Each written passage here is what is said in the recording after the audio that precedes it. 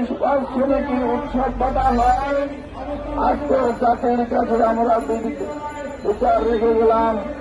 জাতি আজকে বিনয় দিয়ে বিবেচনা করবে।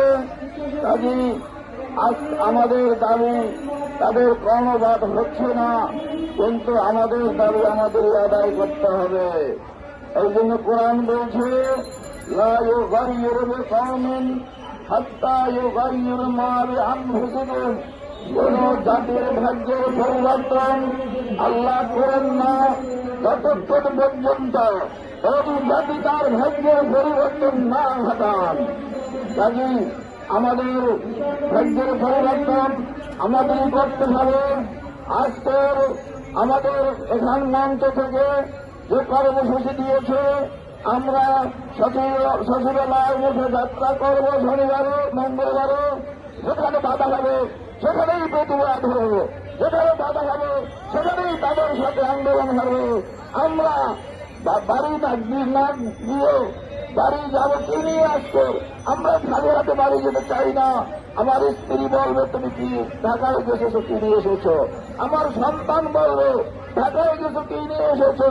এই কিছু নিতে না পারি, কিছু নিয়ে না যেতে পারি, তার চেয়ে এই ঢাকার শহরে রাজপথে আমরা বিষ খেয়ে মেরে থাকবো, এটাই উত্তম।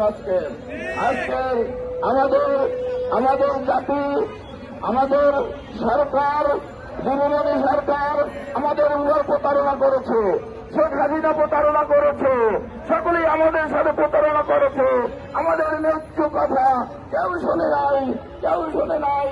আমাদের বিবেকহীন বিবেক শূন্য মানুষ ছিল না, ওরা লক্ষ কোটি টাকায় বাংলাদেশকে আত্মসাৎ করেছে, পাচার করেছে, কিন্তু শিক্ষিতের জন্য দুটো টাকা দিতে তারা বাধ্য হয় নাই। কাজী এই যে বাংলাদেশ গরিব দেশ নয়, বাংলাদেশ উচ্চ মাধ্যমিক দেশ, বাংলাদেশ স্বয়ং সম্পূর্ণ দেশ। কিন্তু কিছু ওই নেতারা বাংলাদেশের টাকা পয়সা কুক্ষিগত রেখে আর তারা বড় বড় বিলাসবহুল গাড়ি করেছে, এবং তারা করেছে বিদেশে টাকা প্রচার করেছে। কিন্তু আমাদের শিক্ষককে দুটো টাকা দেয় নাই, উৎসব পাতা দেয় নাই, মেডিকেল ভাতা দেয় নাই, আমাদেরকে বাড়ি ভাড়া দেয় নাই। কাজী এই অবহেলিত করেন আমরা আর যেমন করতে চাই না। আমরা মরবো না হয় বাঁচবো, বাঁচার মতো বাঁচবো। আমরা বিড়ালের মতো বাঁচতে চাই না, আমরা বাড়ির মতো বাঁচতে চাই। কাজী আজকের শিক্ষকরা আমরা ঐক্যবদ্ধ হয়েছি, আমরা সভা পেরিয়েছি, আমাদের দাবি আদায় করে আমরা আজকের বাড়ি ফিরে যাব।